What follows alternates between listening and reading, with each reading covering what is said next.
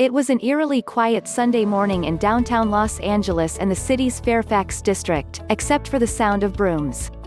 They were sweeping up scattered shards of glass. And there was the din of workers boarding up storefronts. It was the day after.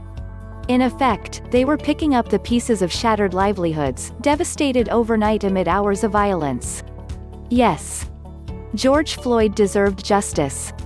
But a day that was supposed to be for reopening after months of being closed because of a coronavirus shutdown, became yet another sad day for business owners already on the cusp of losing their livelihoods. Even amid the rubble on Sunday, there was something good. Quiet volunteers diligently took up brooms. They humbly started to clean up after what LA Mayor Eric Garcetti on Sunday called some of the ugliest images in a generation in this city. Employees at Blick Art Materials on Beverly Boulevard were assessing the damage at the popular neighborhood art supply hub.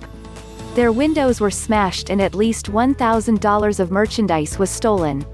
The remnants of graffiti and a dumpster fire stood as reminders of the day before. General Manager John Alvarez stood behind the store's "closed" sign. He empathized with protesters, up until the violence and property damage.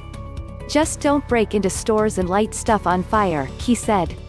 Downtown, in the city's jewelry district, businesses were hit hard. Everything was broken, but thankfully they didn't go through it, so that's a plus, said Carlos Tejada, 32, a resident of Los Angeles, who with his father owns a shop on Broadway and 5th Street downtown. Tejada described a dramatic evening Saturday, when he got an alarm at 8 p.m. that things were going awry. From their home about 5 miles away, the family rushed to the business, where they found windows shattered. The Tejadas were among several business owners who showed up Sunday morning. Shell-shocked, they stood in the middle of what looked like the aftermath of a war zone, sweeping and shoveling glass.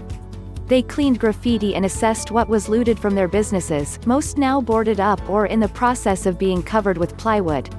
At J&J King of Wireless, owner Judah Ansa, in business since 1984, said the owners of the business next door showed up with weapons to defend their property. He couldn't blame them, Ansa added. What the police did was wrong, Ansa said of the Minneapolis situation. But I don't think it's right to take advantage of this. Another group emerged on local streets Sunday, volunteers. They came to help clean up. Devin Provo, 27, was among them.